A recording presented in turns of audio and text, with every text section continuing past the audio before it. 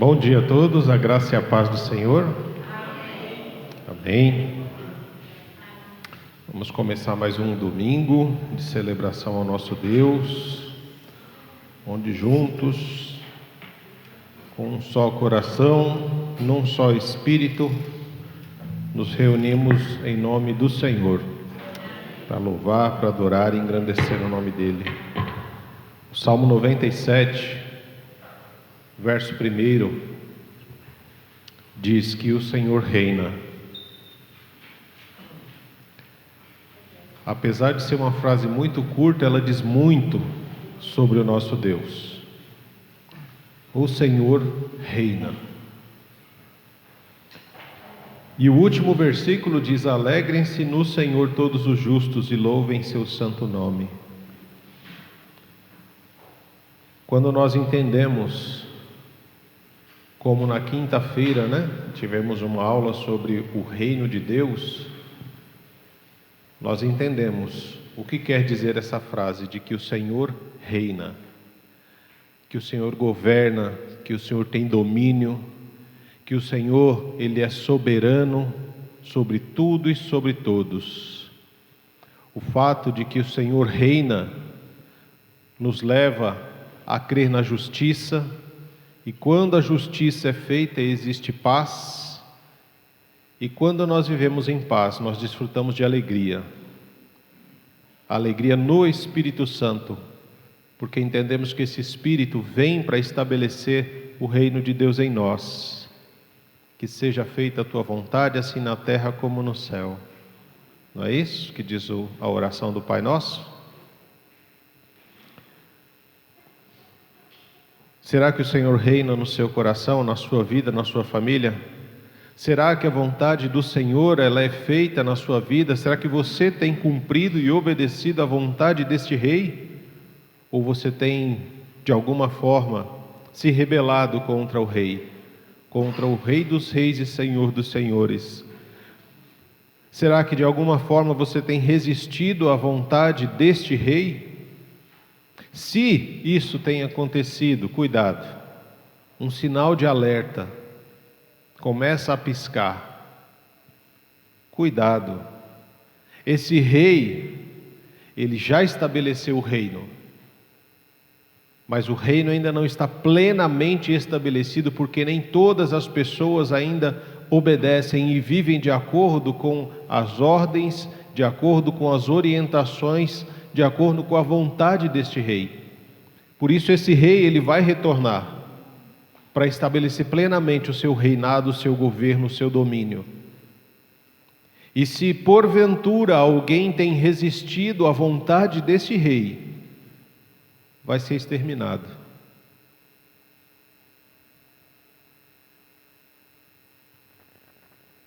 O tempo é hoje, é agora. Esse é o momento de tomarmos decisões das nossas vidas que vão impactar todo o nosso futuro. Se render a este Rei que reina é a melhor decisão que você pode fazer na sua vida. Reconhecer a soberania deste Rei na sua vida, na sua família, no seu trabalho, é a melhor coisa que você pode fazer. É a decisão mais importante que você pode tomar na sua vida. O Senhor reina. Não é uma pergunta, é uma afirmação. Ele reina, ponto. Ele reina sobre os seus, e os seus se alegram nele, exultam, transbordam de júbilo. A própria palavra diz, o primeiro verso diz que ele reina, e o último diz: alegrem-se no Senhor todos juntos, todos os justos, e louvem o seu santo nome. Você tem louvado o nome do Senhor?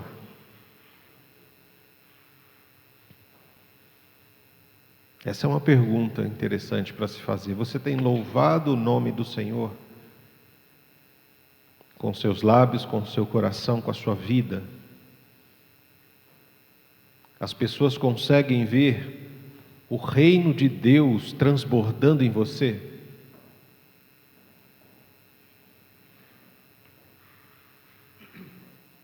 O Senhor reina. O Senhor reina. O que você diria? Quais palavras você diria de elogio a esse Senhor que reina? Faça isso agora. Diga palavras de elogio para esse Deus que reina. Quem é esse Deus que reina na sua vida? Fala para Ele que Ele quer ouvir. Você pode dizer em alto e bom som. Diga a Ele, Ele quer ouvir.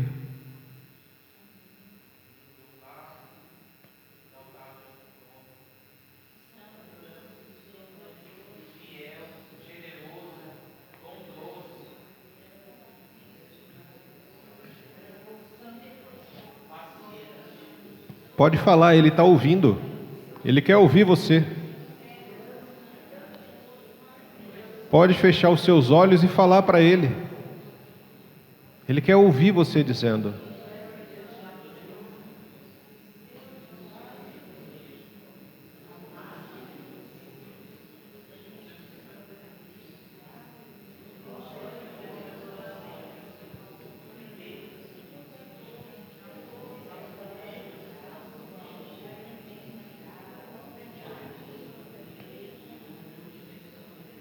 Bendito, santo, poderoso, justo, fiel, maravilhoso, conselheiro, Deus forte, príncipe da paz, santo, santo, santo é o Senhor,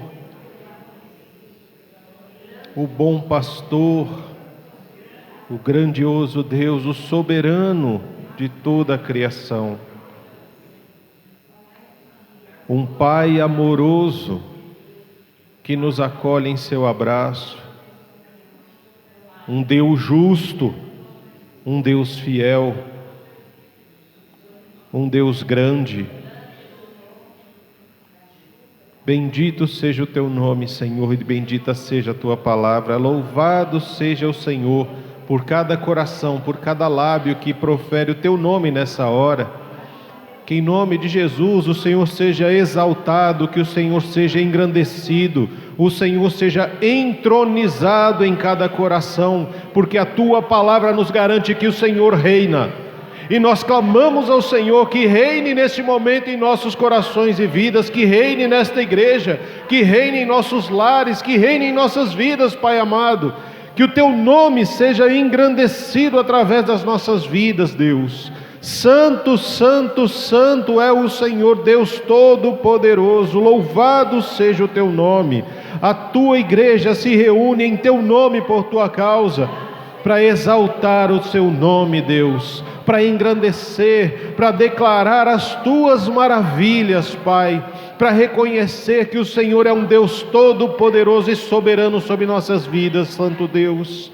Louvado seja o Senhor, Pai de misericórdias, Deus de toda a graça e de toda consolação. Bendito seja o Senhor, que teu Espírito Santo nessa hora, Pai, venha ao nosso encontro, se derrame sobre nós, ao nos transbordar, Pai, que possamos sentir a tua presença santa, poderosa, transformadora, curadora, libertadora, restauradora, reconciliadora, Deus. E que o teu nome, Senhor, seja marcado em nossas vidas pela eternidade.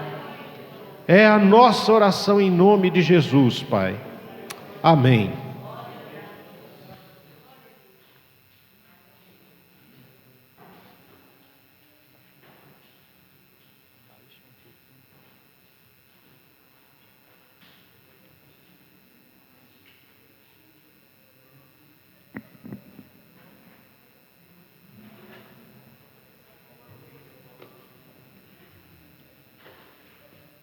Graça e paz, irmãos, e que possamos continuar a engrandecer e a louvar ao nome desse nosso Deus que é grande. Amém? Os irmãos podem se colocar de pé?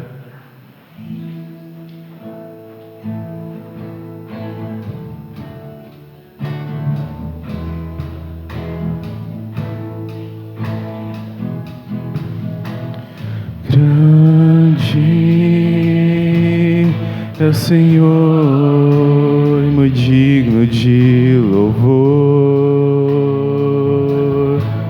Na cidade do nosso Deus, seu santo monte, a alegria de toda a terra.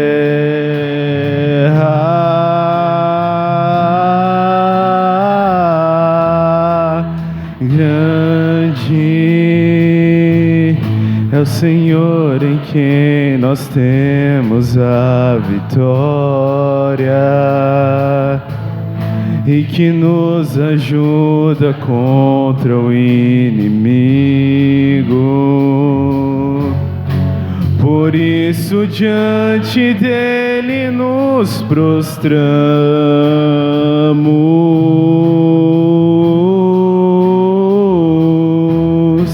Queremos o teu nome engrandecer e agradecer-te por tua obra em nossas vidas. Confiamos em teu infinito amor, pois só tu és o Deus eterno sobre toda a terra e céus. Grande é o Senhor e muito digno de louvor. Na cidade do nosso Deus, seu santo monte, a alegria de toda a terra.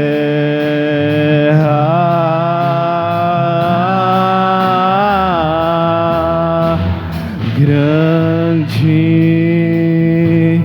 é o Senhor em quem nós temos a vitória e que nos ajuda contra o inimigo. Por isso diante dele nos prostramos.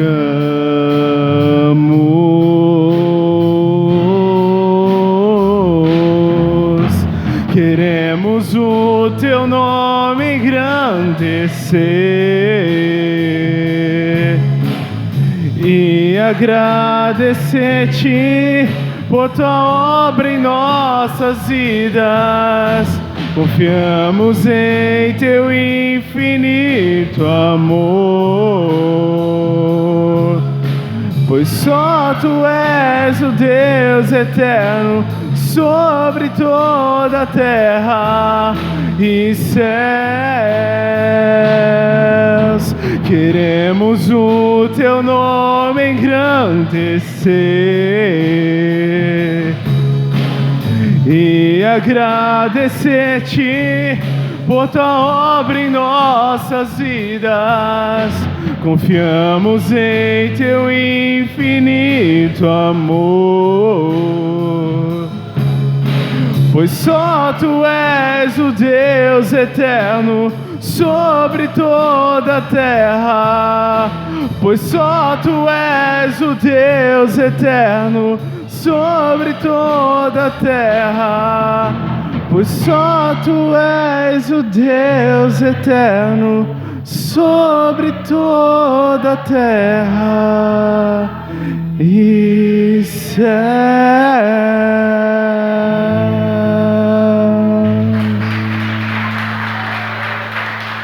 Amém. Esse é o nosso Deus grande e poderoso.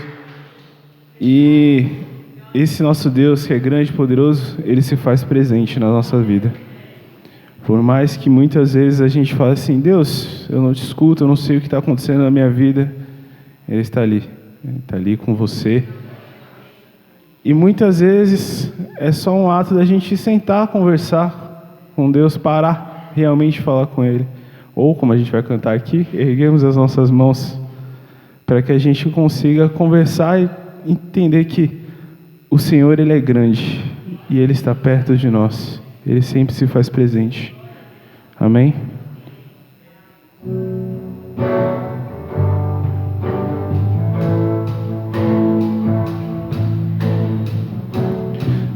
Ao erguermos as mãos para adorar e clamarmos a Ti, Tu virás, nós viemos aqui te adorar, Deus de graça e favor. És Tu, meu Senhor, digno és do meu louvor. Só Tu és, todos dirão que és Tu, sim, és Tu. Santo, Santo é o Senhor, poderoso. Santo, somente o Seu nome é. Santo, Santo é o Senhor, poderoso. Santo, somente o Seu nome é.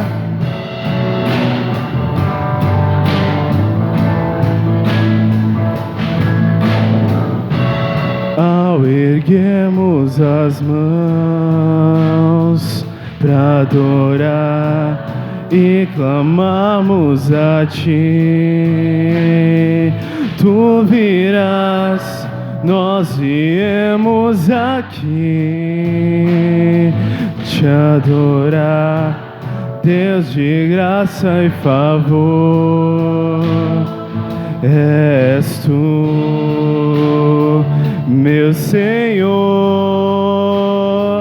digno és do meu louvor.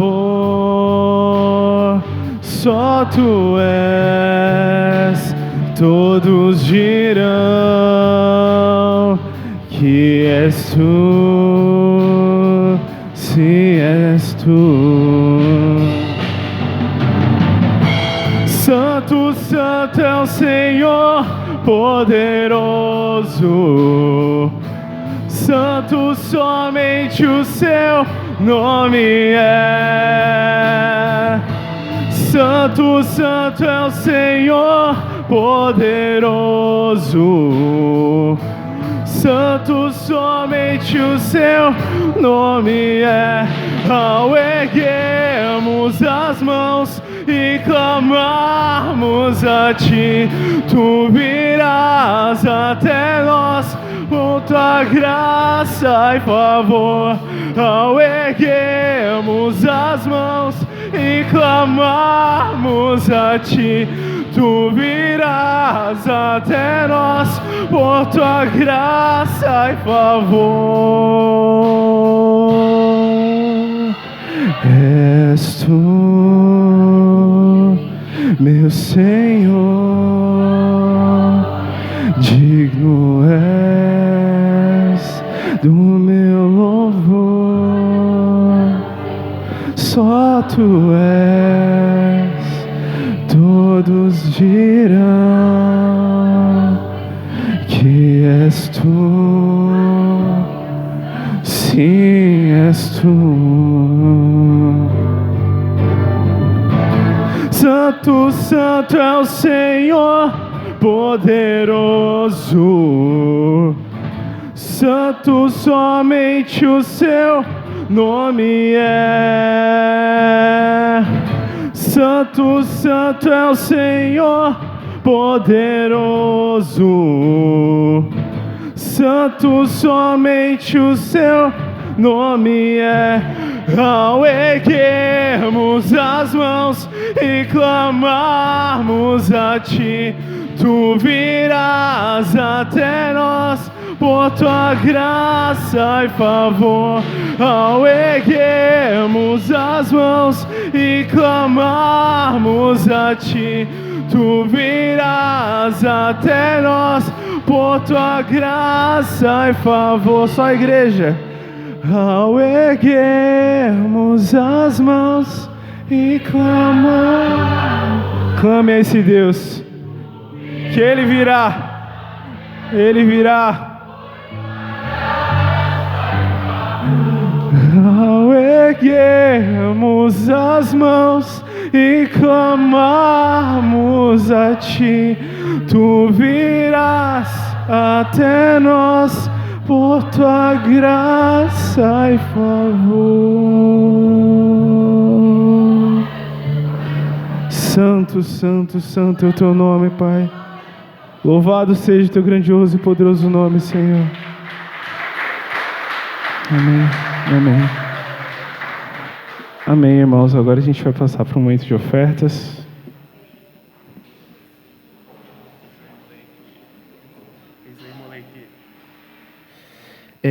Bom, eu fiquei responsável pela oferta hoje. E durante a semana eu estava refletindo, fazendo as minhas devocionais. E no meio de uma das minhas devocionais veio uma reflexão, onde em Romanos 13, no versículo 8, ele vai falar para a gente assim: não devam nada a ninguém, a não ser o amor de uns pelos outros, pois aquele que ama o seu próximo tem cumprido a lei. Diante dessa palavra, eu estava refletindo sobre as nossas questões, porque na nossa vida, a gente dever para alguma pessoa, dever para um banco, por exemplo, ou alguma coisa do tipo, é algo ruim, porque isso significa que quanto mais tempo a gente dever para ele, mais juros a gente vai ter nas nossas contas. E pensando nisso, quando ele fala para a gente que a única coisa que a gente deve dever é o amor de uns pelos outros, eu penso no sentido de não que a gente deve dever, mas é que você expressar amor para com o seu irmão nunca será o suficiente. Você sempre tem que tentar expressar cada vez mais amor para com o seu próximo, porque dessa forma a gente vai estar cumprindo a lei que o Senhor colocou para nós, não a lei do mundo, mas a lei que o Senhor colocou para nós, que é amem uns aos outros. E pensando nessa questão de não devam nada a ninguém, e levando para o nosso contexto da nossa igreja, a gente tem que pensar que da mesma forma como nós temos contas a pagar, da mesma forma como a gente não gosta de ficar devendo para ninguém, a igreja também não pode ficar devendo para ninguém. A igreja é algo que é constituído por pessoas, e nós temos a responsabilidade de manter a igreja de uma maneira... como eu posso dizer, de uma maneira teoricamente saudável, onde as contas estão pagas, onde a gente onde podemos nos reunir, estar em comunhão sem preocupações de contas não pagas, dívidas que nós temos. Então, a gente precisa refletir sobre essas questões. E aí você olha para mim e fala assim: mas se eu der o meu dízimo ou a minha oferta hoje, eu não vou ter dinheiro para pagar alguma conta que está para chegar aí, e às vezes é uma conta alta. Mas aí eu começo a te dar exemplos, porque, por exemplo, Jesus, quando ele veio à Terra, ele tinha alguma coisa? Ele não tinha nada. Ele veio ao mundo e ele não tinha nada. Muitas vezes, pelo que eu estava lendo, muitas vezes as pessoas quiseram colocar ele numa posição de rei aqui na Terra, numa posição como superior a todos, devido ao conhecimento que ele tinha.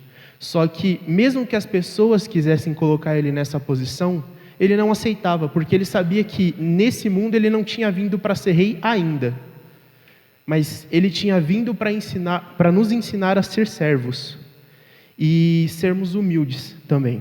E aí, sobre essa reflexão, eu também colocaria, por exemplo, a vida de Paulo. Paulo foi um cara que ele vivia preso, então para ele trabalhar era algo difícil. Ele conseguir um dinheiro era algo difícil. E muitas pessoas acabaram vivendo ministérios com base em Cristo. Todos foram baseados em Cristo, a sua confiança estava firmada em Cristo. E não no dinheiro que eles ganhavam ou naquilo que eles poderiam obter nessa terra. Então, para que a gente possa entregar a nossa oferta e o nosso dízimo de coração, a gente precisa ter a nossa confiança baseada no Senhor. Porque se ela não estiver firmada no Senhor e não estiver baseada no Senhor, então ela está firmada no dinheiro que a gente pode ganhar nessa terra. E isso o Senhor fala que a traça e os ladrões corroem e roubam. É algo que, se quando a gente morrer, a gente não vai levar junto. Então a gente tem que se preocupar em obter tesouros que sejam eternos. Amém? E agora a gente vai orar, né? Senhor nosso Deus e eterno Pai, grandiosíssimo e poderoso é o Senhor, Pai. O Senhor é o Deus que está sobre todas as coisas e sobre todos. O Senhor é o Deus que nos fortalece, que nos abençoa, que sempre conduz o nosso coração e a nossa mente, Pai. Em nome de Jesus, eu oro pela vida de cada um dos irmãos que está aqui nesse momento, Deus, porque o Senhor conhece o coração, o Senhor conhece a mente, o Senhor conhece aquilo que se passa dentro de cada um, Deus, e suas preocupações, suas dívidas, suas dificuldades e cada batalha que enfrentam no seu dia a dia, Pai. É algo que nós, como irmãos uns dos outros, precisamos conhecer, mas muitas vezes deixamos de conhecer, pela falta de comunhão que nós temos muitas vezes, Pai. E o Senhor é aquele que conhece sonda mente e coração, Pai, verdadeiramente.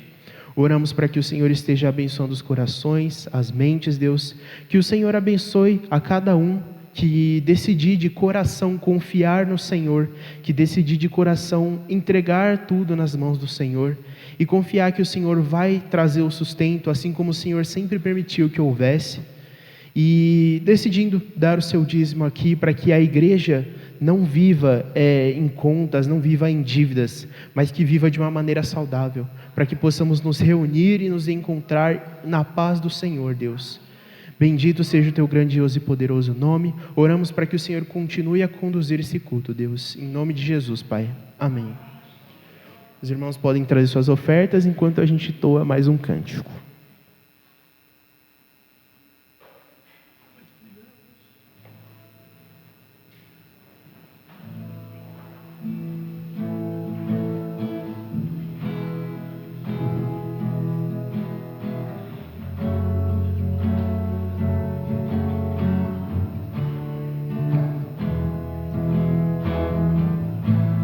Não se turbe vosso coração, crede em Deus e também em mim.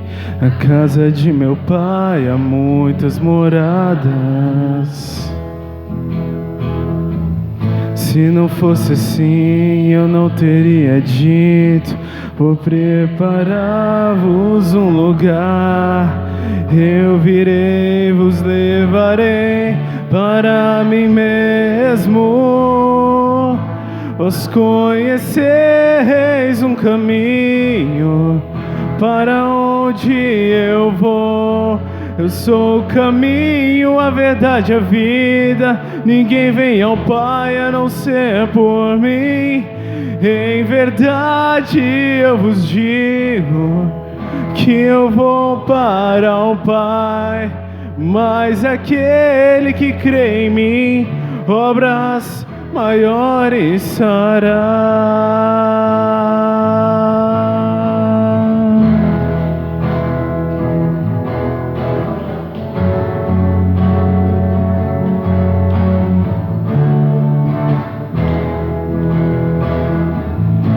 Se me amares verdadeiramente, guardareis os meus mandamentos. Eu rogarei ao Pai e Ele vos dará um Consolador, o Espírito da verdade, que o mundo não pode receber, mas Ele habita em vós e estará em vós para sempre. Aquele que tem os meus mandamentos e os guarda, esse é o que me ama. E se alguém me amar, será amado por meu Pai, eu também o amarei e me manifestarei a Ele.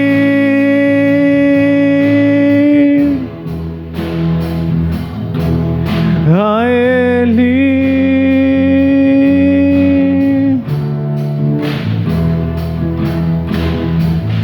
Se me amares verdadeiramente, guardareis os meus mandamentos. Eu rogarei ao Pai e Ele vos dará um Consolador,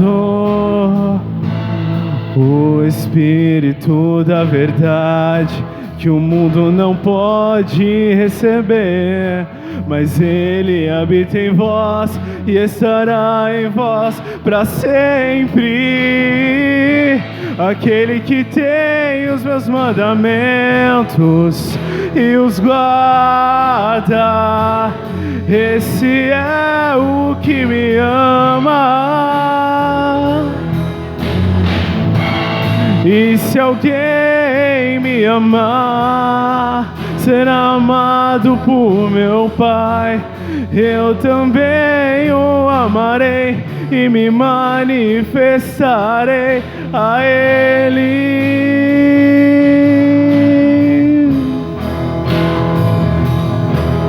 A Ele.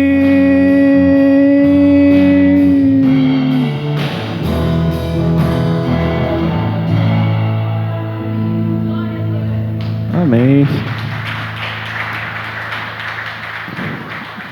Que o nosso coração se perturbe, porque como a gente cantou, nosso Deus ele é grande, e Ele é um Deus de perto. E quando nós erguemos as nossas mãos, Ele está aqui, Ele está ao nosso lado. Então que o nosso coração possa estar em paz. E para finalizarmos essa parte do louvor, como a gente começou engrandecendo a esse Deus, que Ele é grande, poderoso, digno, a gente vai finalizar também dessa forma, falando que Ele é majestoso, poderoso. Amém?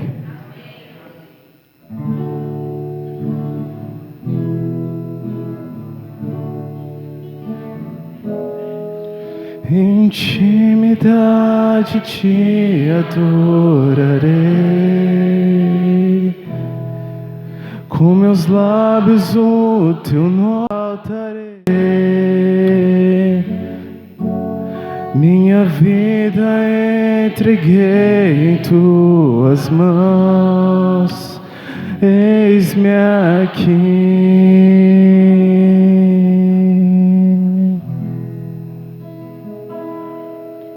Quando tudo se levanta contra mim e os meus olhos não enxergam os teus caminhos,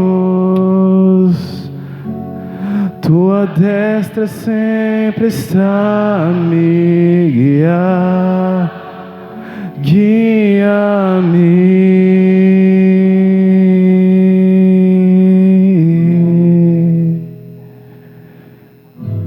Majestoso, poderoso, és o Deus que tudo vê, o Deus forte, tudo pode, és o que venceu a morte.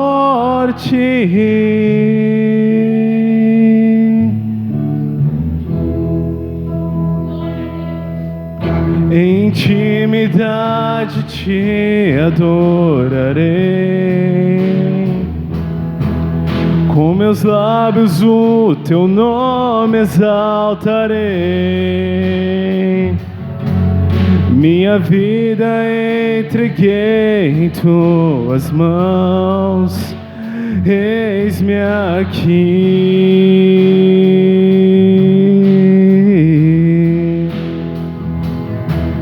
Quando tudo se levanta contra mim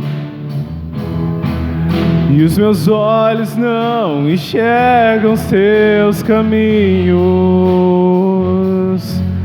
Tua destra sempre está a me guiar. Guia-me, guia-me, majestoso, poderoso, és o Deus que tudo vê, o Deus forte, tudo pode, és o que venceu a morte, majestoso, poderoso, és o Deus que tudo vê, o Deus forte, tudo pode, és o que venceu a morte.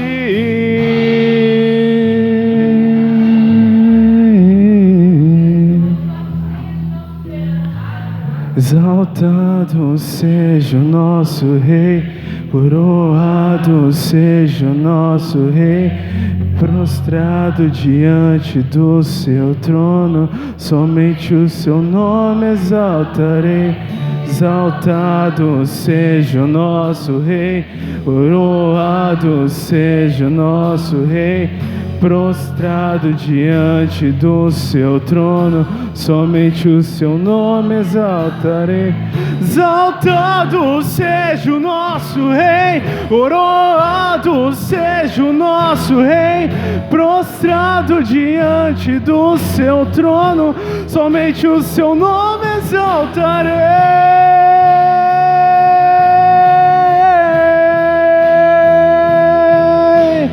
Majestoso, poderoso, és o Deus que tudo vê, o Deus forte, tudo pode, és o que venceu a morte.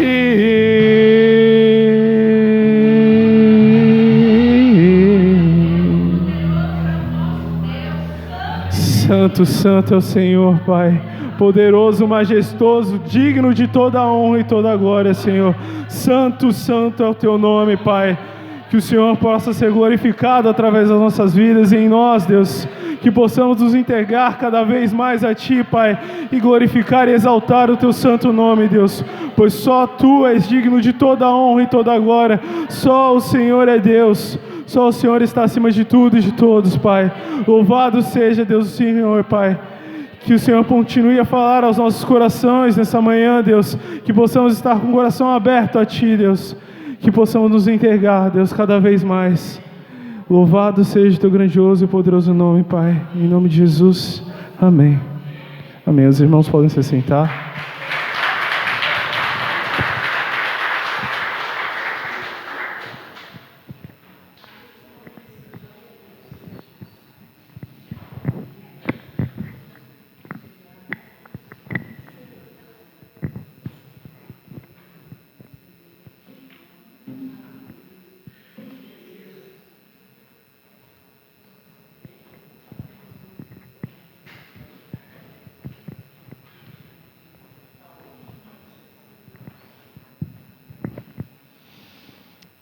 Majestoso, poderoso, és o Deus que tudo vê. Louvado seja o nome do Senhor. Como é bom saber que nós servimos a um Deus que reina, a um Deus que é majestoso, que é poderoso e que não tem nada que esteja oculto aos seus olhos. Que quando tudo se levanta contra nós e nós não conseguimos enxergar os caminhos do Senhor, nós podemos ter a certeza de que Ele continua ali, de que Ele não perdeu o controle de nada. Tudo está debaixo da sua poderosa mão. Bendito seja o nome do Senhor. Aleluia. Terça-feira temos oração, irmão, às 20 horas. Fiquei contente nessa terça-feira que veio bastante gente na terça.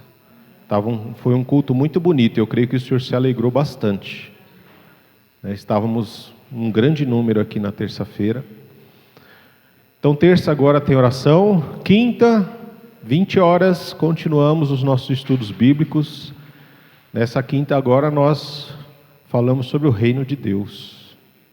Conversamos um pouco sobre o que é o reino de Deus, como ele se manifesta, qual é o papel da igreja no reino de Deus. Que acho que é uma das coisas mais importantes que a gente precisa saber como igreja. Qual é o nosso papel como igreja quando pensamos no reino de Deus? A gente falou disso na última quinta-feira. Você é convidado para estar conosco, é convocado também para estar conosco nessa próxima quinta, para darmos continuidade aos nossos estudos. Quero chamar o Damião aqui na frente. Vem aqui, Damião, que hoje é você, irmão. Vem aqui.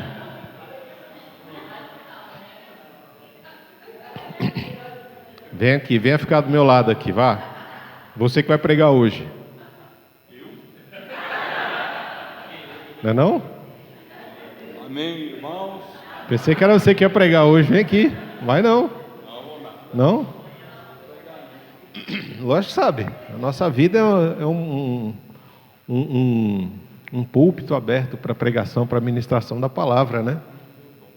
Então, a gente tem, Deus nos dá esse dom, em nome de Jesus. Chamar as crianças pré-adolescentes aqui à frente. Por que você veio aqui? Você me chamou. Para quê? Você não me chamou. Por que eu te chamei? Porque amanhã é meu aniversário. Amanhã é aniversário do Damião. Muito bom.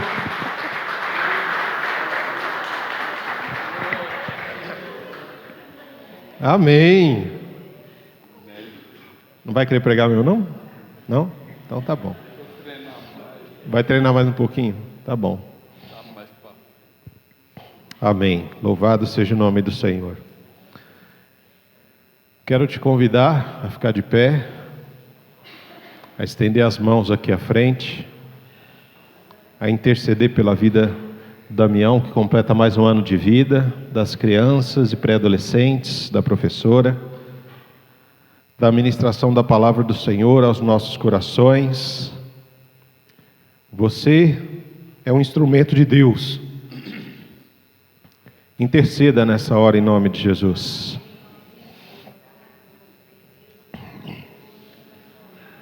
Santo e bendito seja o teu nome, Senhor. Nós te agradecemos pelo teu cuidado, graça e misericórdia. E pedimos em nome de Jesus, Deus, que se revele a cada uma dessas crianças e pré-adolescentes nessa manhã. Que fale ao coração deles, ó Senhor. Que em nome de Jesus, a professora seja esse instrumento nas tuas mãos. Agente do reino de Deus, para que o teu nome seja glorificado na vida dessas crianças e pré-adolescentes. Bendito seja o teu nome pela vida do Damião. Rogamos ao Senhor, em nome de Jesus, pela saúde dele, pela sua família, Pai, pela sua vida financeira, pela sua vida espiritual. Rogamos em nome de Jesus, que o Senhor adentre o seu coração, ó Pai, e estabeleça o seu reino plena e completamente na vida do teu filho, Pai. Que haja maior intimidade, busca e entrega no teu altar, ó Deus, por parte do seu filho, do seu lar, ó Deus, que ele busque, que ele tenha fome e sede da tua presença, Pai amado. Rogamos em favor da tua igreja, Senhor, da nossa comunidade. Rogamos em favor da palavra que será ministrada, Deus, que ela encontre lugar em nossos corações. Que em nome de Jesus, ó Pai, não venhamos a resistir, mas que possamos glorificar o Teu nome, Senhor, através desta palavra, Pai. Nós oramos assim, Deus Todo-Poderoso, no nome santo de Jesus Cristo. Amém. Amém. Deus abençoe.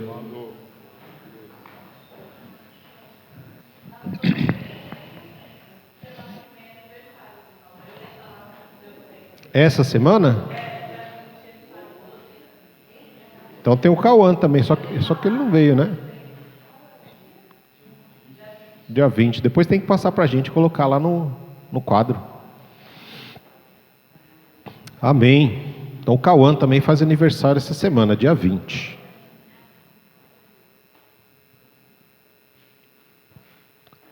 Peço aos irmãos que abram a palavra do Senhor no livro de 1 Coríntios. Vamos falar dos corintianos hoje. Senhor.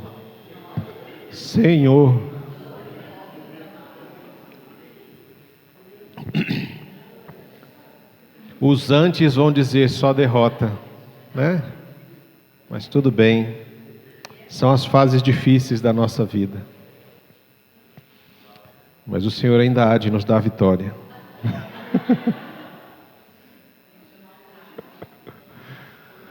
Não, de preferência hoje, né? Começar hoje. Né? Começar hoje.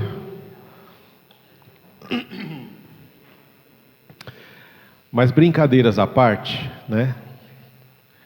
Eu tenho me entristecido no decorrer da semana com as manchetes que eu vejo no que diz respeito à igreja, né? Ou aquilo que nós chamamos de igreja. Nessa semana, por exemplo, eu lendo algumas reportagens, né? Eu vi o caso de um pastor lá no Rio de Janeiro, um militar, em que foi descoberto que ele abusava de uma menina da comunidade desde os 11 anos, e hoje ela está com 14 anos.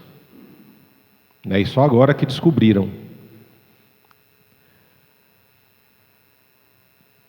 Além desse caso, nós vimos aí, né, aqueles que têm acompanhado um pouquinho os jornais, a questão de um pastor de uma igreja repleta de jovens, que está sendo afastado do ministério por uma medida preventiva da esposa contra ele, né? Uma preventiva, protetiva também, né? contra a pessoa dele, por agressões físicas e agressões emocionais.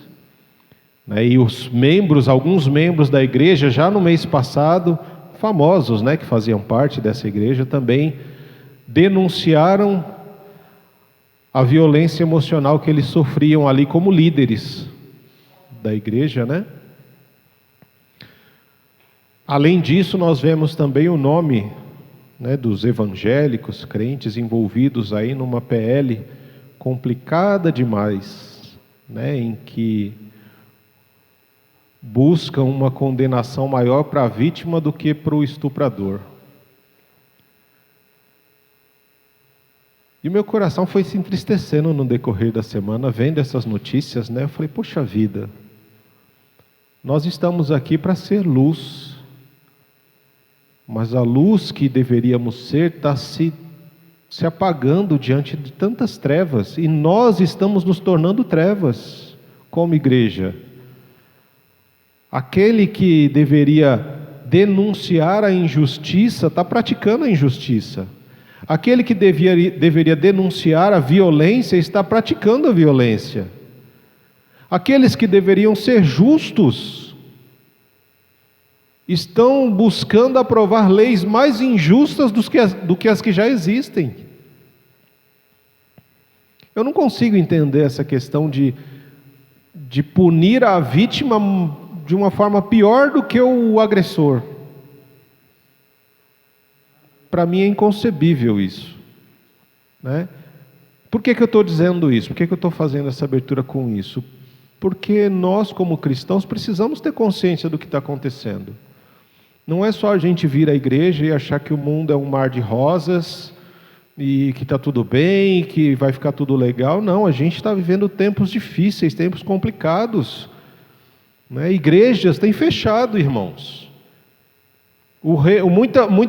As pessoas, mas o número de evangélicos está aumentando, mas qual a qualidade desse evangelho que está aumentando?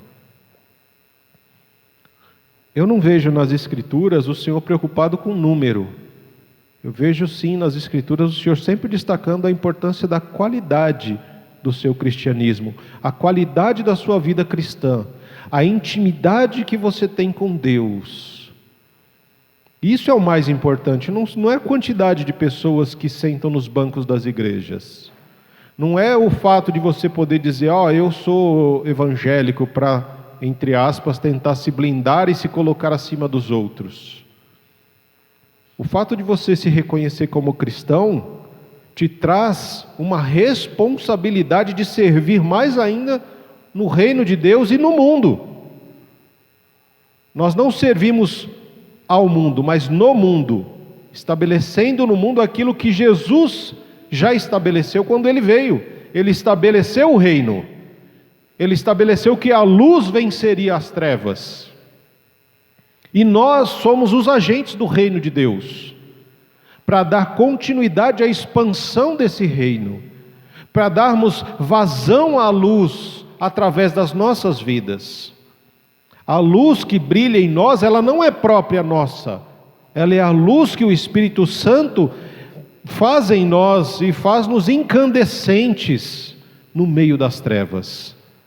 O mundo é como se fosse uma grande comunidade que vive na escuridão, e nós somos agentes do reino de Deus, aqueles que são infiltrados do Senhor neste mundo, para estabelecer, para dar continuidade à luz. Mas quando nós vemos coisas como essas, eu muitas vezes me pergunto, onde é que a gente está se perdendo? É como se eu estivesse vendo a igreja de Corinto vivendo novamente. Por que a igreja de Corinto? Por que Paulo escolheu Coríntios para estabelecer uma igreja ali? Às vezes a gente se pergunta, com tantos lugares de repente mais tranquilos, mais fáceis, por que o Paulo foi estabelecer uma igreja logo em Corinto? Paulo ficou 1 ano e 8 meses, irmãos, pregando ali naquele lugar. Corinto era um grande centro comercial, um centro cultural, um lugar onde o esporte só perdia para as Olimpíadas de Atenas. Eles tinham uma cultura muito grande, muito conhecimento. Era um lugar, irmãos, em que a adoração a ídolos era muito forte. Ali em Corinto tinha um templo de Atenas, de Afrodite. Um templo de Afrodite onde existiam prostitutas cultuais que tinham relações sexuais com os adoradores dessa deusa nos púlpitos, e nas madrugadas elas desciam do monte até a cidade baixa, onde tinham a parte onde os barcos ficam ancorados, e tinham relações sexuais com vários dos marinheiros que tinham ali, como uma expressão de adoração a Deus Afrodite. A prática do homossexualismo era muito, muito constante naquele lugar.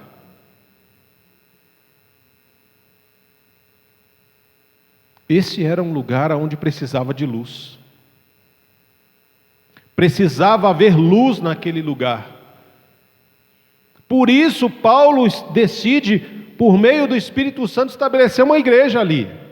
E a gente vê que é complicada a vida de Paulo com a igreja de Corinto. É muito difícil a relação do apóstolo Paulo com a igreja de Corinto. Por quê? Porque ali não tinham só judeus, tinham gentios, tinha gente que vinha de outras religiões, tinha outras pessoas que vinham de adoração a Afrodite. E achavam que no reino de Deus, nós também adorávamos a Deus como os adoradores faziam com Afrodite, que havia imoralidade sexual. Então eles chegavam na igreja e queriam continuar as suas práticas erradas dentro da igreja. Eles queriam trazer a escuridão do mundo para dentro da luz, apagando a luz que existia. Paulo passa 1 ano e 8 meses, lá no livro de Atos você vê isso, pregando, anunciando, até estabelecer a igreja estabelecida. E aí Paulo vai para Éfeso, e quando Paulo está em Éfeso, ele recebe informações depois desse tempo, de como a igreja está sendo conduzida, de como ela está caminhando. Será que a igreja continua sendo luz, ou será que ela está se tornando trevas? Essa é a questão. E Paulo recebe uma carta de Chloe e de alguns da família de Chloe, relatando o que estava acontecendo na igreja de Corinto. Aquela igreja que estava ali para ser luz, mas estava agindo como trevas. Estava praticando injustiça, praticando imoralidade, fazendo coisas que entristecem o Espírito Santo de Deus, tendo práticas de fora dentro da igreja. Aí você imagina os outros que olhavam e falavam assim: essa é a igreja de Corinto, aquela que Paulo passou 1 ano e 8 meses aqui, mas eles estão fazendo praticamente as mesmas coisas que a gente. É a mesma coisa que muitas vezes a gente enxerga hoje nas pessoas que não servem a Jesus, porque elas olham para muitas igrejas e não vê diferença, porque aquela que deveria ser luz está se tornando trevas. E aí Paulo estabelece essa igreja, recebe uma carta dizendo como é que está a situação, e aí Paulo manda uma carta, a primeira carta de Paulo aos Coríntios. Sabe o que os corintianos fazem? Rasga a carta e joga fora. A gente não tem a primeira carta de Coríntios, irmãos. A gente não tem essa primeira carta. Essa que nós temos aqui, que nós colocamos como primeira, na realidade é a segunda. E a segunda, na realidade, é a quarta. Porque basicamente foram 4 cartas que Paulo escreve para a igreja de Corinto. 2 eles rasgaram, de tanta raiva que eles ficaram do Paulo. Por quê? Porque Paulo começa a restaurar, olha, vocês se perderam em algum momento. E Paulo começa a dizer para ele, olha, isso aqui não dá, isso aqui não pode, não deve ser assim, tarará, tarará. E quando a gente olha, eu vou falar com vocês hoje, vou compartilhar com vocês o primeiro capítulo. Não vou fazer a leitura dele completa, mas você depois pode fazer na sua casa, colocar mais dúvidas se você tiver, e na quinta-feira a gente conversa, não tem problema. Mas quando nós olhamos essa primeira carta de Paulo à igreja de Corinto, nós aprendemos algumas lições. Paulo nos ensina algumas lições. Já na sua própria apresentação, ele diz: eu, Paulo, chamado para ser apóstolo de Jesus pela vontade de Deus. Eu já aprendo uma lição com Paulo aqui. Eu aprendo uma lição que, quando nós somos chamados para liderar o povo de Deus, dificilmente nós somos chamados para liderar pela nossa vontade. Dificilmente vai chegar alguém e falar assim: eu quero ser pastor, para fazer um trabalho realmente de qualidade, para desenvolver um trabalho do reino realmente nas pessoas, estabelecendo o reino. Via de regra, apóstolo, Quantos apóstolos nós ouvimos falar hoje? Bem, para você ser apóstolo, você tem que ter andado com Jesus, já começa por aí. Então, para ser apóstolo, você tem que ter pelo menos aí mais de 2000 anos de idade, ou você ter sido elevado até o 3º céu, para você realmente poder falar: eu sou um apóstolo. Eu não conheço ninguém que tenha sido elevado até o 3º céu, fora o apóstolo Paulo, que nos revela, ou alguém que tenha andado com Jesus fisicamente nessa terra e que esteja vivo até hoje. Então, quando alguém, eu sou apóstolo, eu sou o bispo, eu sou não sei o quê, eu já dou um passo atrás. Por quê? Porque você está querendo me dizer que você tem uma autoridade que você não tem. Se você quer ter autoridade, que você se reconheça como um copastor de Cristo. Porque o bom pastor é o Cristo. Ele é o bom pastor. Eu sou um co-pastor de Cristo. Por quê? Porque assim como nós vemos o texto, quando fala lá em Lucas 15, das ovelhas, que aquela que se perdeu, ele deixa as 99 e vai buscar aquela que se perdeu, ele não deixa realmente, sem cuidado nenhum, essas 99. Essas 99 que ficam, elas ficam sob o cuidado de co-pastores, de homens que vão ajudar aquele pastor no pastoreio de todo aquele rebanho. Então ele vai buscar aquela perdida e deixa, olha, co-pastores, para cada número de ovelhas tinha um co-pastor para cuidar. Jesus foi, ascendeu aos céus, enviou o Espírito Santo, e alguns são chamados pela vontade de Deus, no poder de Jesus Cristo, na ação do Espírito Santo, para serem co-pastores de Deus aqui nessa terra, para cuidar daqueles que são do Senhor. Então, quando você vai ser um pastor, você vai ser um líder no ministério A, B e C, é pela vontade de Deus e não pela vontade da pessoa, porque dificilmente, quando é pela vontade da pessoa, nós vemos o que a gente vê hoje. Por que alguns querem ser pastor? Quando eu comecei no ministério, algumas pessoas, você estuda, você faz faculdade? Eu falo, faço. Do que? A teologia. Vai ficar rico, hein? Vai ser pastor, aí sim, hein? Eu falo, você não sabe o que você está falando, meu querido. Você está tirando conclusões por alguns que fazem a coisa errada, do jeito errado, da forma errada. E você está colocando todo mundo no mesmo balaio de gato. Você não entende realmente o que é ser um pastor do Senhor nesta terra. Você não entende o que é liderar e conduzir o povo de Deus. Aqueles que se dizem e que abusam dessa autoridade, desse poder que não sei nem se foi dado ou se ele se apossou de algo que não era, para alcançar títulos, posições, influência, dinheiro, riqueza. Sim, muitos pastores são ricos, porque têm um título e usam a fé para enriquecer, a fé alheia, a fé dos outros para enriquecer. Arrancam a lã das ovelhas para benefício próprio. Mas os verdadeiros homens de Deus, as verdadeiras pessoas que Deus estabeleceu como servos do Senhor, esses estão por vontade não própria, mas por vontade de Deus. E é um privilégio para esses estar à frente de comunidades. E estar à frente de uma comunidade não é algo fácil. Ser um agente do reino de Deus não é algo simples. E em muitos momentos, nós sofremos de solidão.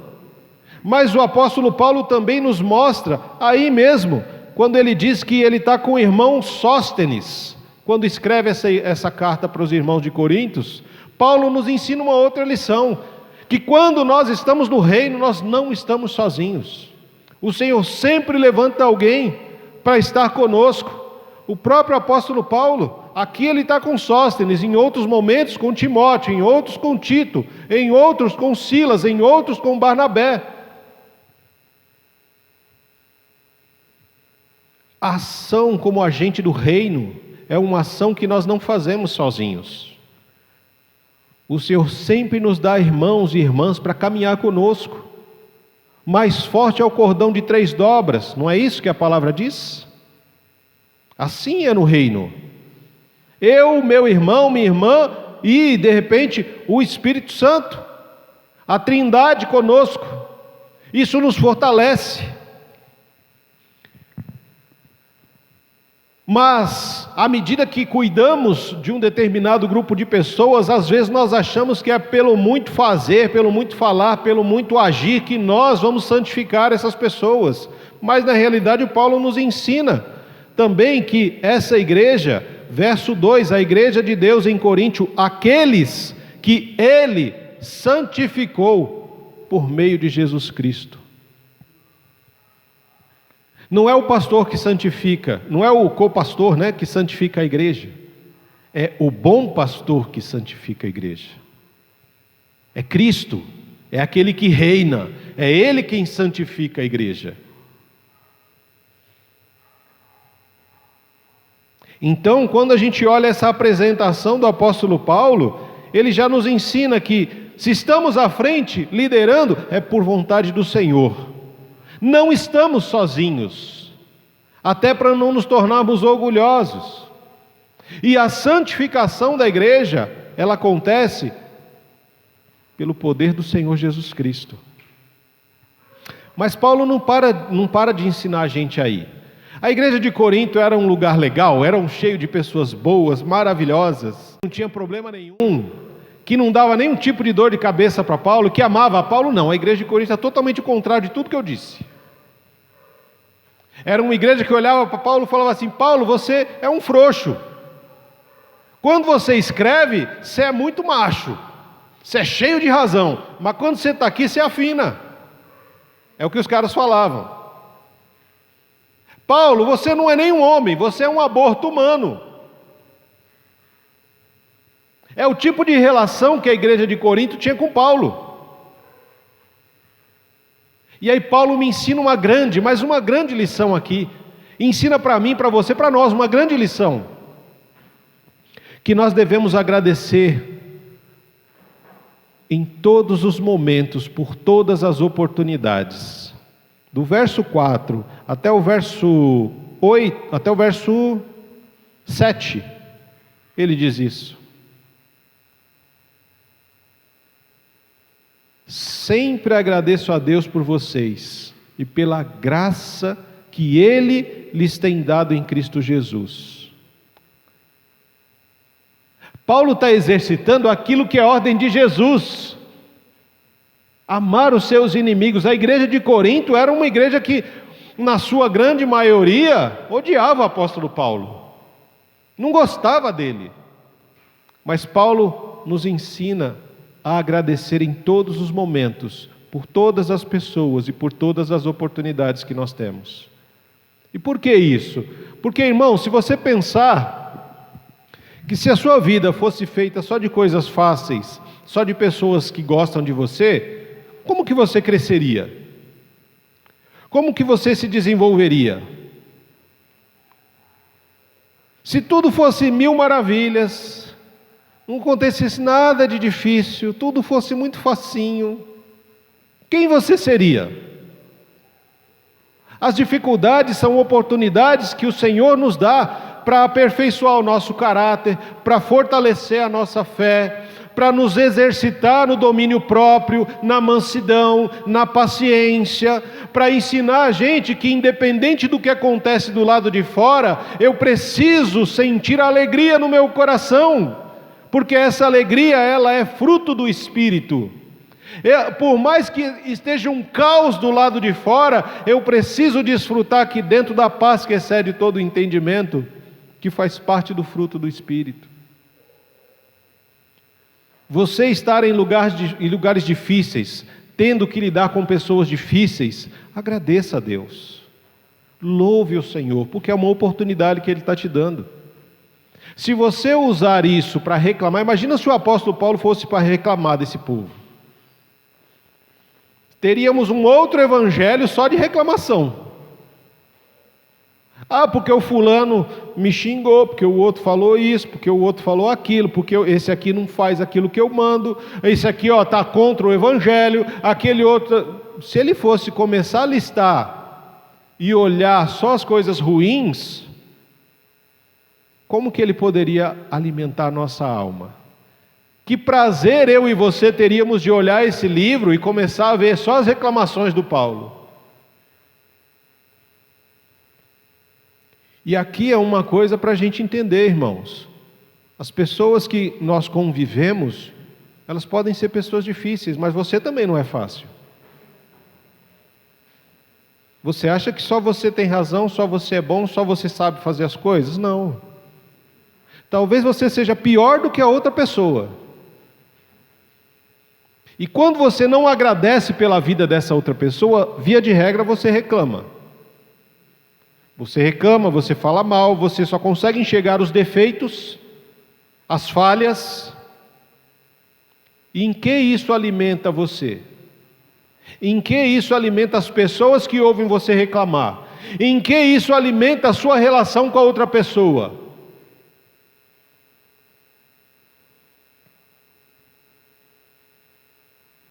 Não é verdade? O Paulo não está ensinando nada para a gente aqui. Quando eu olho esse texto e ele agradecendo a Deus por cada uma daquelas pessoas difíceis da igreja de Corinto, e ele agradece, obrigado, porque o Senhor deu todos os dons. Essa é uma igreja que não falta dom nenhum. Eles têm tudo o que eles precisam para ser grandes homens e mulheres de Deus. Paulo agradece. Nenhum dom espiritual lhes falta, enquanto esperam ansiosamente pela volta do nosso Senhor Jesus Cristo. Verso 7. Eles têm tudo o que eles precisam, irmãos. E Paulo agradece ao Senhor pela vida deles. Agradece por poder ter o privilégio de instruir essas pessoas no caminho do Senhor. De chamar essas pessoas de irmãos e irmãs. Paulo agradece. Você tem sido grato pelas oportunidades que Deus te dá, mesmo difíceis.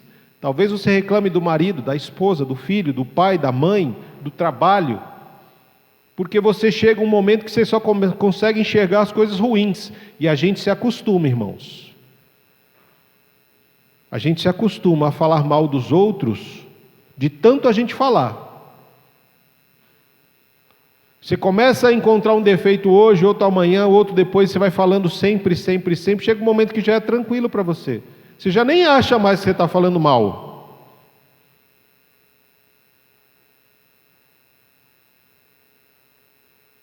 Mas o Evangelho não chama você para falar mal das pessoas. O Evangelho não chama você para ficar vendo os defeitos das pessoas. O Evangelho não chama você para ficar julgando as pessoas. O Evangelho te chama para anunciar as boas novas e dizer para as pessoas: olha, eu era tão ruim quanto você, eu era muito pior do que você, mas a graça de Deus sobre minha vida foi muito maior, e eu não sou quem eu deveria ser, mas eu já não sou quem eu era antes. Isso é importante. A gente precisa crescer no conhecimento e na graça de Deus e não retroceder.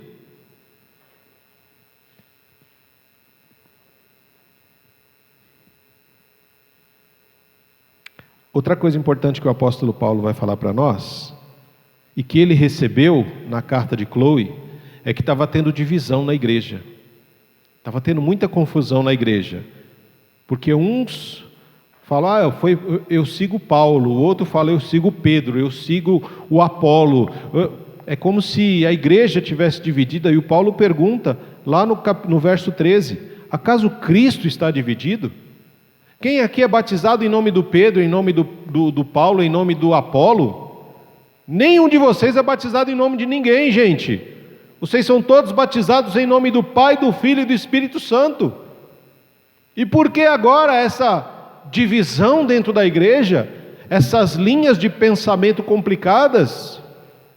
Cristo não veio para estabelecer barreira, Cristo veio para derrubar essas barreiras. Cristo veio para nos ensinar a termos unidade no corpo. E é isso que Paulo nos ensina. Do verso 10 até o verso 16, ele vai falar de como é importante que haja unidade no corpo de Cristo. Porque o Cristo não está dividido. Não dá, eu sou a favor disso, eu sou a favor daquilo. Tá, o que Cristo? O que a palavra do Senhor diz? Não interessa o que você é a favor ou contra. O que me interessa é o que Cristo na sua palavra estabelece. Ponto. Se você entende que o Senhor reina, não importa o que nós achamos que é certo ou errado, importa o que Ele diz que é certo, importa o que Ele diz que é errado. Ponto. Se a oração é: venha o teu reino e seja feita a sua vontade, assim na terra como no céu, eu estou abrindo mão da minha vontade para que a vontade do Rei se estabeleça na minha vida. Isso é o mais importante. E aí eu posso dizer com a boca cheia: o Senhor reina, quando a vontade dEle prevalece sobre a minha. Não importa se você foi batizado pelo pastor Maurício, pelo pastor João, pelo pastor Marcos, pelo pastor não sei o quê. Não interessa quem batizou você. Interessa no nome de quem você foi batizado. Ponto. Eu já ouvi gente... mas né, eu fui batizado pelo pastor X. Mas o pastor Y que me batizou. Grande porcaria. Não quer dizer nada para mim. Ponto. Você foi batizado em nome deles ou em nome de Jesus? É isso que importa. Esse é o X da questão. É isso que realmente vale.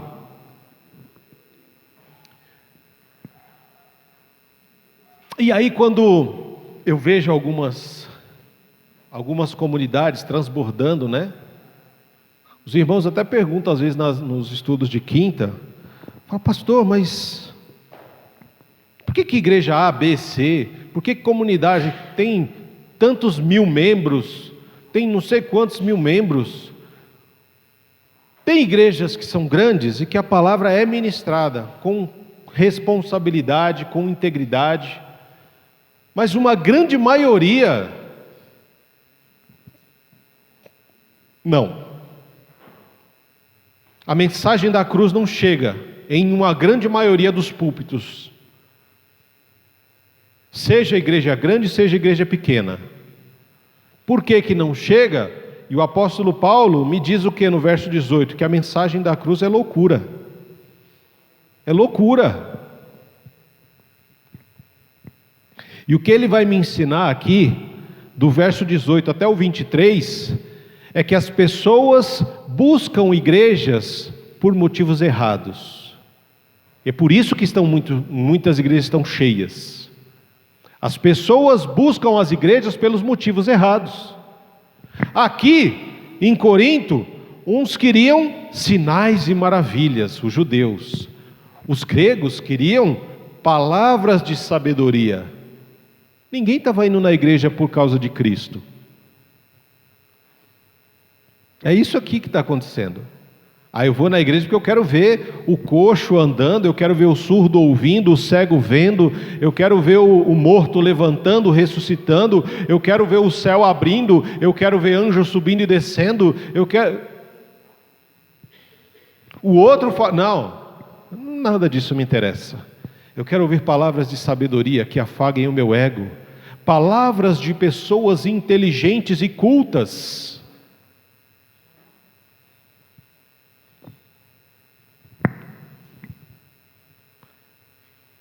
Uma boa parte das pessoas não iam, a maior parte das pessoas não iam à igreja por causa do Cristo crucificado, por causa da mensagem da cruz. Uma boa parte das pessoas vão às igrejas porque querem emprego, porque querem comida,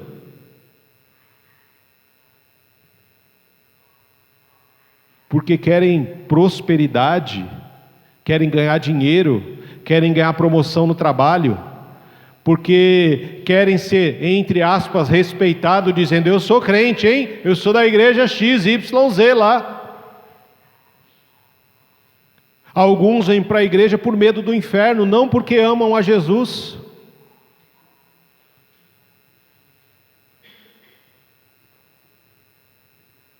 E as pessoas continuam indo para as igrejas pelos motivos errados. No tempo de Coríntios já era assim. As pessoas não estavam indo por causa de Jesus, mas por o que Jesus poderia dar através de mensagens bonitas, que afaguem o ego. As pessoas não estavam indo ali para ser confrontadas com a verdade. E é isso que realmente acontece, irmãos, quando a palavra de Deus ela é pregada. É loucura você pregar que, olha, você precisa perdoar o seu inimigo. Você precisa amar o seu inimigo. E mais, quando você colocar o seu joelho no chão, você tem que lembrar do seu inimigo e tem que orar por ele, para que o Senhor o alcance, para que o Senhor o ame, para que o Senhor derrame graça sobre ele. Loucura! Você precisa dar tudo o que você tem para seguir Jesus. Como assim? Vai, vende tudo que você tem, dá o dinheiro aos pobres e me segue. Você é louco. Quanto menos você tiver, mais rico você vai ser. Quanto mais você servir, maior você vai ser no reino. Se você morrer, aí é que você realmente vai ter vida. Explode a minha cabeça assim. Loucura. Quem pode seguir um evangelho desse? Quem em sã consciência vai seguir esses ensinamentos? Olha,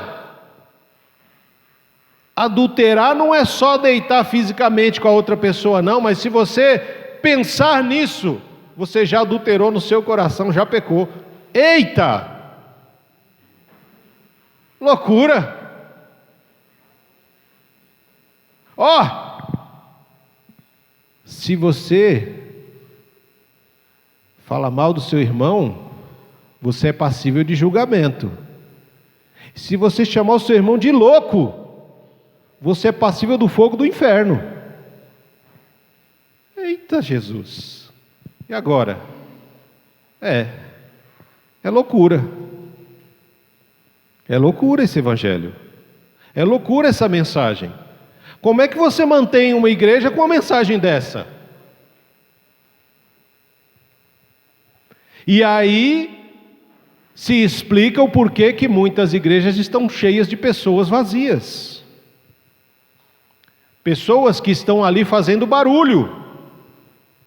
Querem show, querem luzes, querem gelo seco fazendo fumaça, querem um espetáculo, querem uma mensagem superficial que não me leve ao arrependimento, que não me faça olhar para dentro de mim e dizer, poxa, mas eu sou assim. Poxa, eu preciso me arrepender. Eu falo mal de fulano, eu falo mal de ciclano, eu penso mal desse, eu penso mal daquele. Eu preciso me arrepender. Não, isso não. Eu preciso de uma igreja que fale algo mais tranquilo. Como diz o amigo lá, né? Uma igreja com a mensagem mais pop, mais contemporânea, mais atual. Porque essa Bíblia, esse negócio dessa Bíblia aqui, ela precisa ser atualizada, né? Como dizem. Porque isso aqui não dá, essa mensagem aqui é muito difícil para hoje. Eu não posso falar contra a prática homossexual, eu não posso falar contra o poliamor que eles chamam aí, os casamentos mistos, de 3, 4 pessoas. Esse evangelho não dá, ele não cabe na nossa sociedade. É verdade. Esse evangelho não cabe na nossa sociedade. E essa sociedade não aceita esse evangelho porque ele é luz. Ele revela as práticas erradas que acontecem na nossa sociedade. Ele revela que crianças abusadas não podem ser condenadas. Ele revela que a gente está olhando para o lado errado. Eu tenho que olhar para o abusador e não para aquele que foi abusado. Eu tenho que condenar o abusador e não o que foi abusado. Eu tenho que olhar para a igreja não como uma oportunidade de lucro, mas como pessoas as quais nos tornamos responsáveis para anunciar as boas novas do reino de Deus. Eu tenho que olhar para figuras de autoridade que se dizem homens e mulheres de Deus e ver como é a vida dessa pessoa que está falando no púlpito, que está conduzindo um grupo de pessoas. Como é o casamento dele, como é o casamento dela, como são os filhos. Ele conduz bem a sua casa. E de repente, não, mas foi acusado de violentar crianças, que deveria cuidar. Que absurdo! Que absurdo! São pessoas que o apóstolo Paulo lutava contra, falsos profetas, pessoas que vivem de aparência. O evangelho não é para te dar uma boa aparência, o evangelho é para matar a sua carne e te transformar num novo homem, numa nova mulher, numa nova criação de Deus. O evangelho não é para te fazer nascer uma segunda vez, é para fazer você nascer a primeira, porque você está morto em delitos, em pecados. E se você não nascer do alto, você vai estar condenado à segunda morte, você nunca vai ter nascido realmente. Falsos profetas, falas bonitas, pessoas extremamente carismáticas, que sobem nos púlpitos para fazer o povo dar risada, pensam que o púlpito é stand-up de comedy, e as pessoas enchem as igrejas, porque aquele pastor é um barato, ele começa a falar e a gente dá muita risada. Eu quero ver você rindo no inferno quando você chegar lá. Você vai agradecer no inferno quando chegar lá. Ai, Senhor, obrigado por aquele pastor que me fez rir tanto quando eu estava lá na terra, porque agora eu tenho uma eternidade para passar longe do Senhor. Você está buscando dar risada dentro da igreja, irmão? Igreja não é lugar para dar risada quando a palavra é ministrada. Essa palavra é muito séria. Ela é uma palavra que divide a vida e a morte, a eternidade, a condenação e a salvação. Tem momentos que a gente se alegra, sim, tem muitos momentos que a gente se alegra, dá risada, porque tem coisas que são realmente engraçadas. Mas a essência disso aqui é a essência da santidade sendo mostrada a pecadores como nós. E eu vejo a santidade diante do meu pecado e eu dou risada, eu não estou entendendo nada. Desculpa. Eu não estou entendendo nada. Do verso 26 até o verso 29, Paulo vai dizer para nós, lembra-se, irmãos, de que poucos eram sábios aos olhos do mundo, ou poderosos ou ricos, quando foram chamados. Pelo contrário, Deus escolheu as coisas que o mundo considera loucura para envergonhar os sábios, assim como escolheu as coisas fracas para envergonhar os poderosos. Deus escolheu coisas desprezadas pelo mundo, tidas como insignificantes, e as usou para reduzir a nada aquilo que o mundo considera importante. Ele está falando de mim, está falando de você.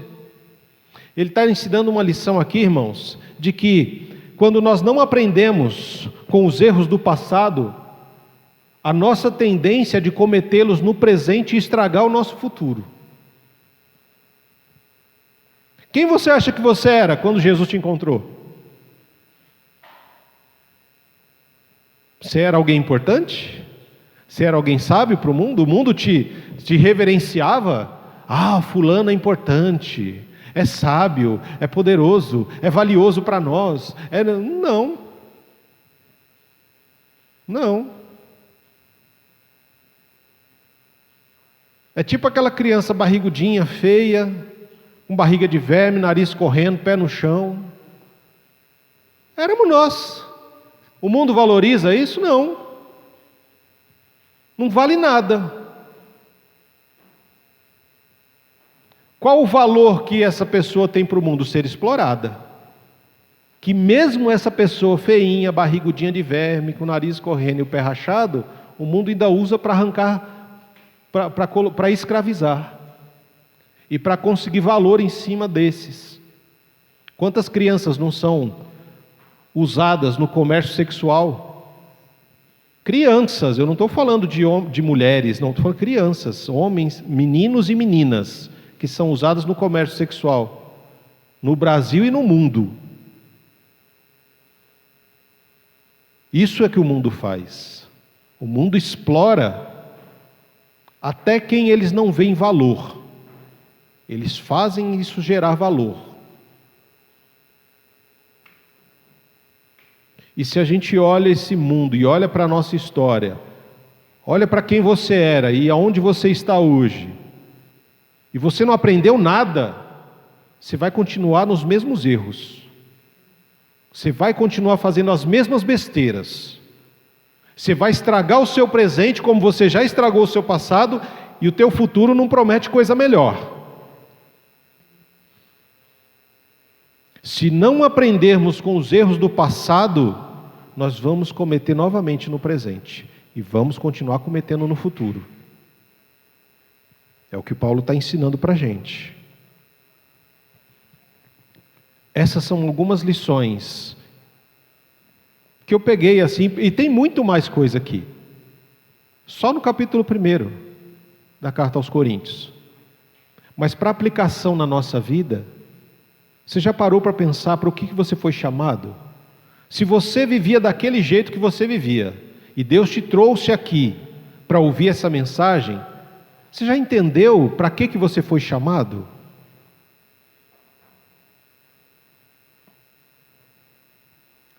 Se Deus reina, se Deus, o Senhor, reina, e se a vontade desse Deus precisa ser feita na minha vida, na sua vida, na nossa vida, na nossa casa, na nossa comunidade, na sociedade, nós somos esses agentes.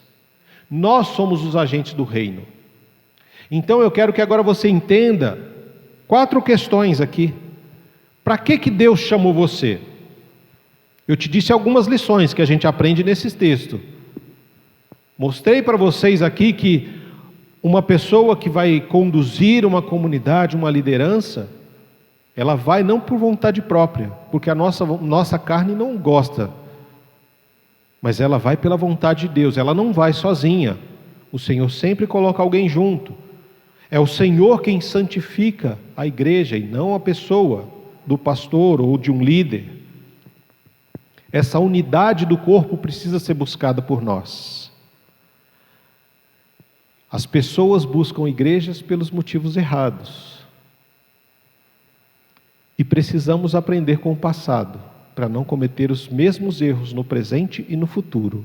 São algumas lições que o texto nos ensina. Agora, 4 pontos extremamente fundamentais e importantes, que você precisa aprender, que se você entende que você foi chamado para algumas coisas. Para quê? Você é um agente do reino de Deus. Você não pode mais viver uma vida mundana. Você não pode mais buscar coisas que o mundo se vangloria. Você não pode mais viver uma vida como você vivia antigamente, porque senão você vai cair nos mesmos erros. Para que o Senhor te chama? Vamos lá. Primeiro, para viver uma vida de santidade. Quando nós olhamos a palavra do Senhor, lá no verso 2, a segunda parte, né? Vamos ler o verso 2 inteiro para ninguém se perder. A igreja de Deus em Corinto, aqueles que Ele santificou por meio de Cristo Jesus. Ponto. Vocês foram chamados por Deus para ser seu povo santo, junto com todos que em toda parte invocam o nome do Senhor Jesus Cristo, nosso Senhor e Senhor deles. Você foi chamado para viver uma vida de santidade. Uma vida de santidade. Você foi separado para ser santo. E a santidade, ela implica em posicionamento e processo. Você estava no mundo, vivia de acordo com o mundo, fazia as coisas que todo mundo faz, vivia nos seus delitos, nos seus pecados, nas transgressões, na desobediência. O Senhor encontrou você no meio da escuridão, te separou, te colocou aonde? Numa posição em Cristo. Você está posicionado em Cristo para ser santo. Você tem uma posição para ser santo em Cristo. E além dessa posição em Cristo, você precisa passar pelo processo de santificação. O processo de santificação é um dia após o outro. O processo de santificação é a mortificação da nossa carne, é matar o poder do pecado em nós, para que o poder do Espírito Santo exerça plenamente em nós o que Ele quer, a vontade do Pai. Viver uma vida de santidade, irmãos, não é fácil. Não é fácil. É lutar contra o que você vê, é lutar contra o que você pensa, é lutar contra o que você sente, é lutar contra o que você faz, é lutar contra aquilo que você é. Isso é uma vida de santidade. E requer que você esteja 24 horas atento. Pensamentos, sentimentos, emoções, atitudes, o que os seus olhos veem, o que seus ouvidos ouvem. É um processo, irmãos. Quanto mais você se alimentar da palavra, mais fortalecido espiritualmente você estará. Quanto menos você se alimentar dessa palavra, mais carnal você vai ser. E alguns discursos vão parecer tranquilos para você. Algumas divisões, alguns conflitos, é normal isso acontecer. No reino não. Uma casa dividida não subsiste. Uma casa dividida não resiste às investidas do outro. Por isso precisamos viver uma vida e buscar uma vida de santidade, irmãos. É o primeiro ponto, você foi chamado para viver uma vida de santidade. Segundo ponto, verso 9. Deus é fiel e Ele nos chamou para ter comunhão com seu Filho Jesus Cristo, nosso Senhor. Você é chamado para ter comunhão, para viver em comunhão. A palavra do Senhor ela é muito clara. Um corpo precisa ter comunhão, precisa entender que tem que andar junto um com o outro. Seu corpo não anda separado, um braço para um lado, uma perna para o outro, um dedão para lá, o nariz para cá, um olho para cima, o outro para baixo, não. Seu corpo tem que ter unidade. O corpo de Cristo precisa ter unidade, e para ter unidade, você não pode pensar por você, você tem que pensar a partir da mente de Cristo. Essa é a grande questão. O problema é quando o nariz quer pensar fora da cabeça, uma mão quer pensar fora do cérebro, não, eu vou para lá, outra mão quer ir para cá. Ou existe unidade ou não existe corpo. Ou existe unidade ou não existe comunhão. Você foi chamado para viver em santidade, você foi chamado para viver em comunhão, nós somos chamados para viver em santidade, nós somos chamados para viver em comunhão. Quão bom e agradável quando os irmãos convivem em união, porque quando isso acontece, nós desfrutamos da bênção do Senhor, de vida, de graça, de paz.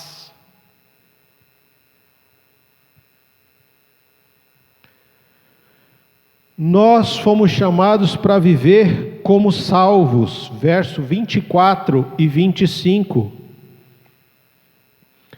Mas para a salvação, tanto judeus como gentios, Cristo é o poder de Deus e a sabedoria de Deus, pois a loucura de Deus é mais sábia do que a sabedoria humana, e a fraqueza de Deus é mais forte do que a fraqueza humana.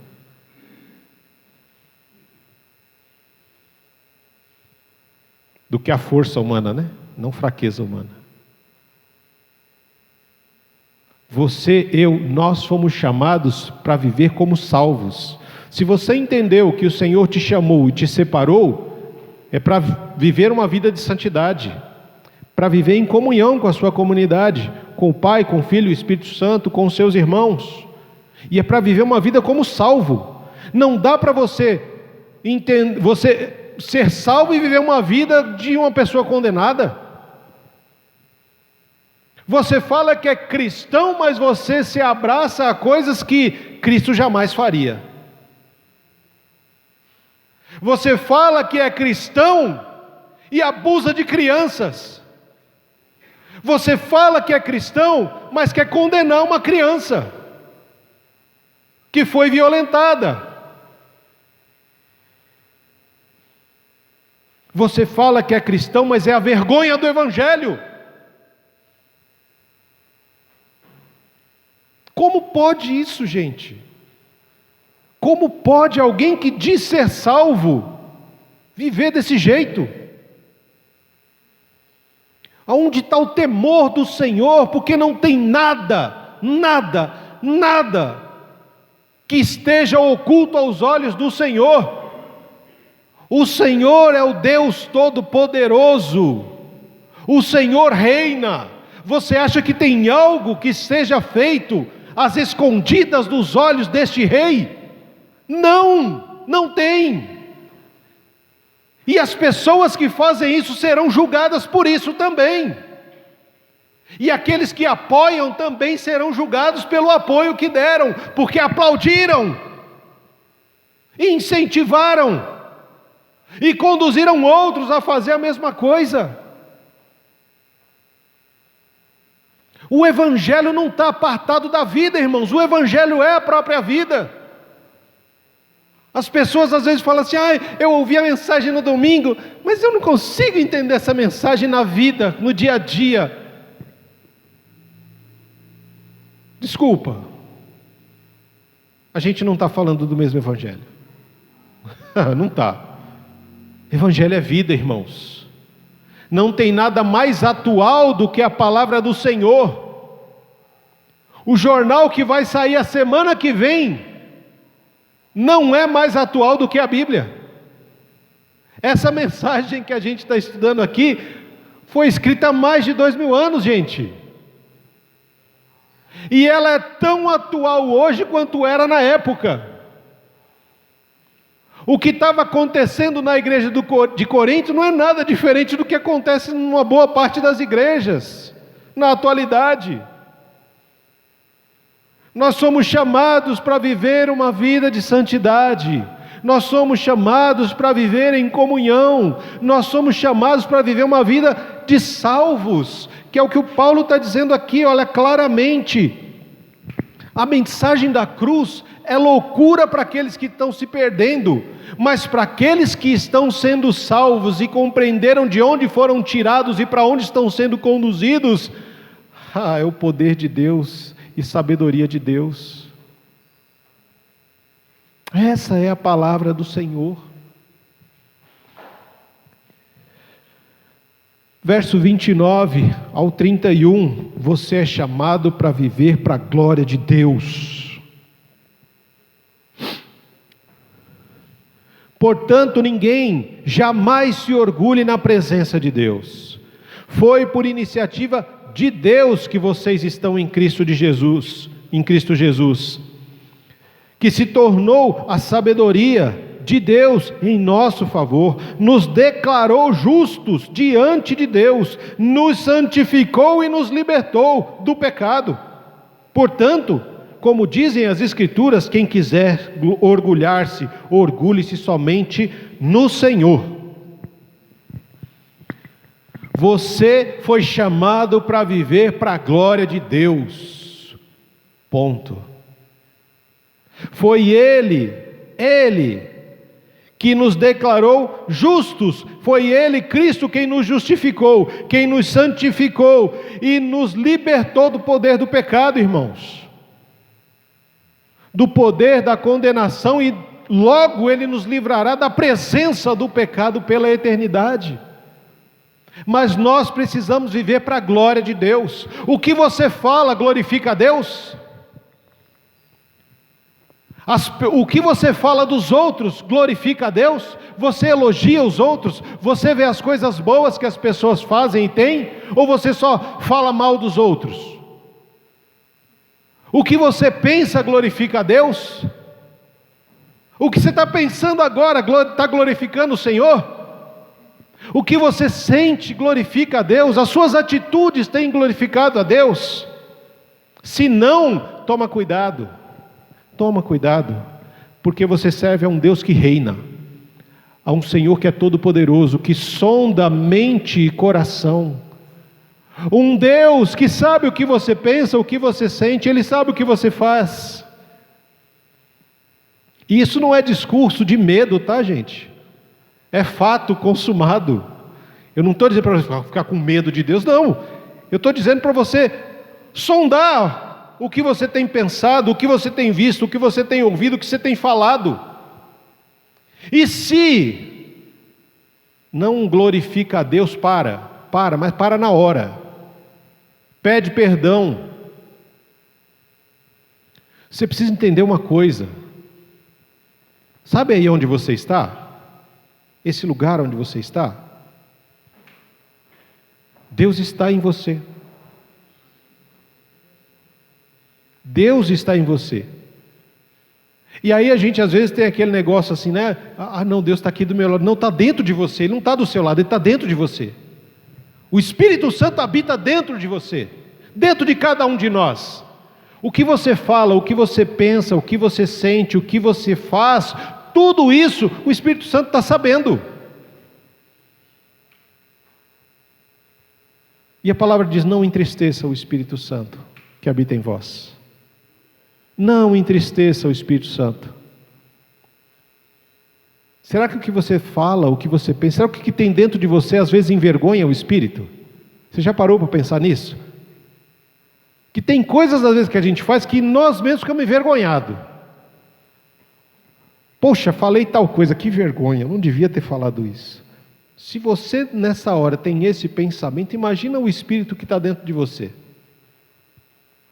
Você vai sufocando o Espírito que está dentro quando você começa a fazer coisa errada. Se a tua vida não glorifica a Deus, você está matando o Deus que habita em você.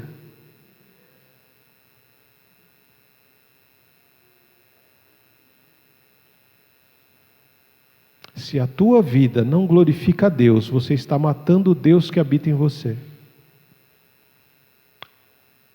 Uma atitude, um pensamento de cada vez, entristecendo o Espírito Santo,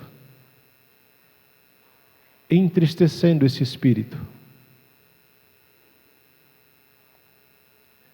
Você foi chamado, nós fomos chamados para viver uma vida de santidade, de comunhão.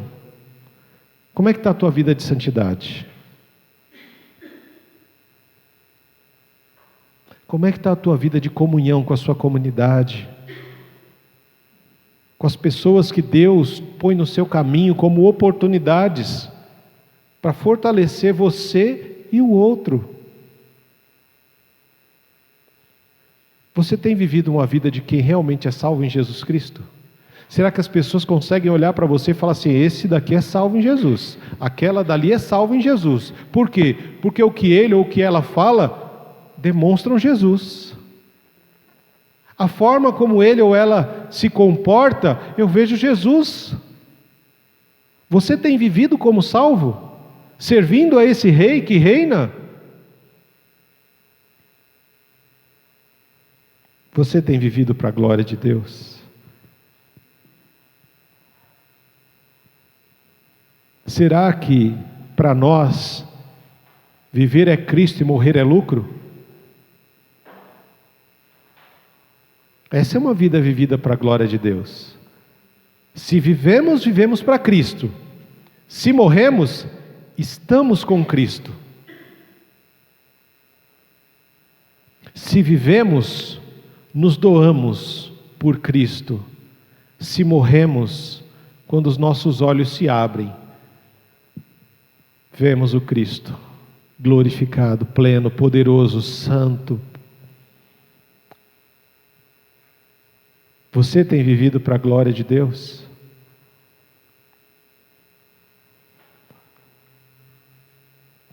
Santo, santo, santo é o teu nome, Senhor. Nós te agradecemos por esses momentos que podemos passar aqui hoje, Deus, celebrando mais um dia de vida que o Senhor nos deu. Agradecidos pelo teu Espírito Santo ser restaurado em nós nesta manhã ao acordarmos. E saber que o Senhor já tinha preparado um dia, mais um dia, para que pudéssemos viver para a glória do teu nome. Ah, Senhor, como tem entristecido o nosso coração, Deus, ver algumas coisas que as pessoas têm feito em teu nome, usando o nome de Deus, usando um termo cristão, para validar a vontade deles. Ah, Senhor, tem misericórdia. Abre, Senhor, os olhos, abre os ouvidos, dá discernimento, compreensão, quebranta a dureza do coração, Senhor, em nome de Jesus.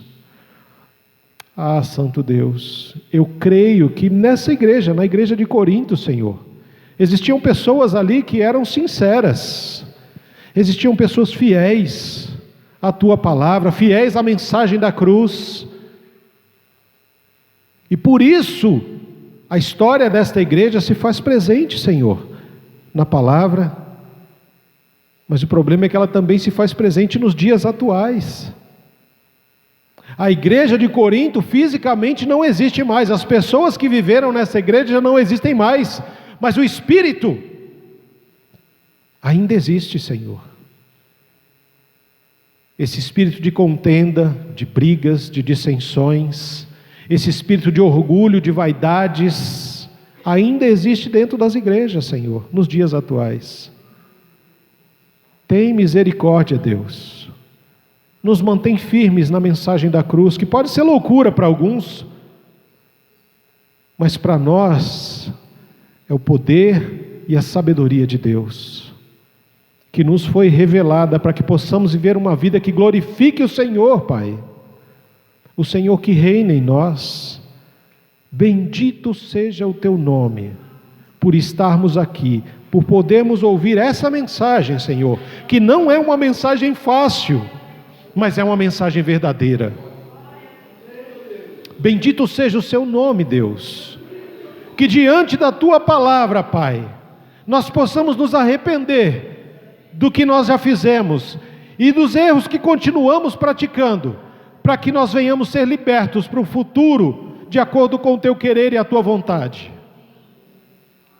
Nos ensina, Senhor, mortifica a nossa carne para que possamos ter uma vida de santidade, que teu Espírito tenha cada vez mais espaço em nós. Em nome de Jesus, nos ensina a viver como salvos para a glória do teu nome, em comunhão com os nossos irmãos, manifestando o amor, a graça, a misericórdia de Deus em nossos relacionamentos e em nossas reuniões, Pai. Ah, Senhor, que o amor de Deus, que a graça de Cristo Jesus, que a comunhão e a consolação do Espírito Santo mortifique a carne que existe em nós, para que possamos viver uma vida para a glória do seu santo nome, Pai. É a nossa oração nessa manhã, no nome santo e poderoso de Jesus Cristo. Amém. Amém. E amém.